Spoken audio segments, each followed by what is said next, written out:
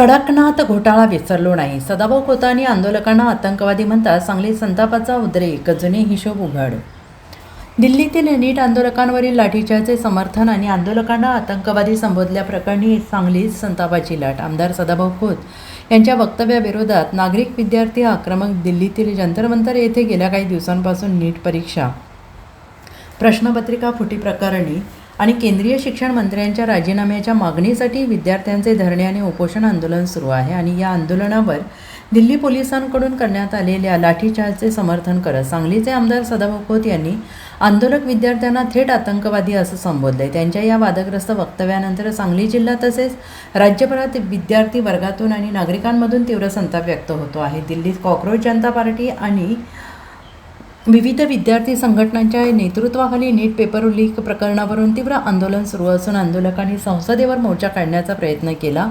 या आंदोलनादरम्यान दिल्ली पोलिसांनी आंदोलकांवर लाठीमार केला, ज्यामध्ये अनेक जण जखमी झाले. त्या संपूर्ण घटनाक्रमावर प्रतिक्रिया देताना आमदार सदाभाऊ खोत यांनी आंदोलक विद्यार्थ्यांवर खापर फोडले आणि विरोधकांवर टीका करताना आंदोलकांना आतंकवादी असे म्हटले. तसेच केंद्रीय शिक्षण मंत्री धर्मेंद्र प्रधान यांच्या राजीनाम्याची मागणी फेटाळून लावत त्यांच्या पाठीशी सरकार उभे असल्याचे त्यांनी स्पष्ट केले. आमदार सदाभाऊ खोतांच्या या भूमिकेमुळे सांगलीतील तरुण विद्यार्थी आणि सुजाण नागरिकांमध्ये तीव्र प्रतिक्रिया उमटत आहेत. भविष्यातील डॉक्टर घडवणाऱ्या नीट परीक्षेतील गैरव्यवहाराविरोधात न्याय मागणाऱ्या विद्यार्थ्यांना आतंकवादी ठरवणे अत्यंत निंदनीय असल्याचं विद्यार्थ्यांचे म्हणणे आहे.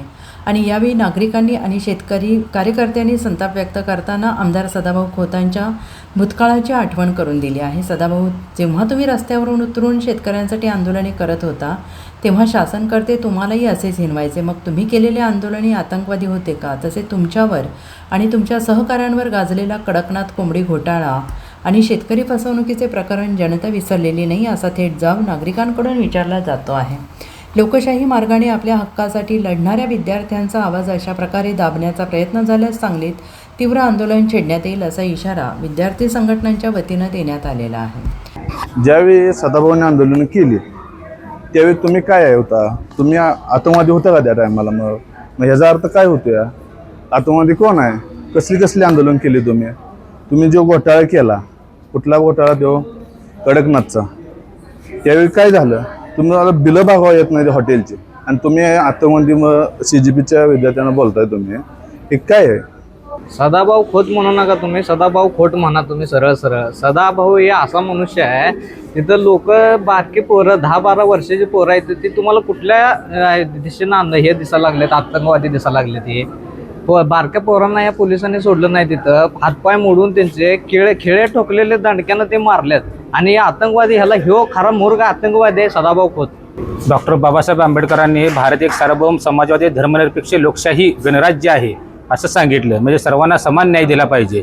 आज जे आंदोलनासाठी CGP कॉक्रोच जनता पार्टी बसली असेल, मी त्यांचं समर्थन करतोय किंवा त्यांना विरोध करतोय असं नाही. पण ज्या हेतूनं, ज्या उद्देशानं आमची जी शिक्षण घेणारी मुलं आहेत त्यांच्यावर अन्याय होतो. कधी त्यांचं पेपर चेक केले जात नाहीत, त्यामुळे त्यांचं 1-1 वर्षाचं नुकसान होतं. कधी पेपर फुटतो.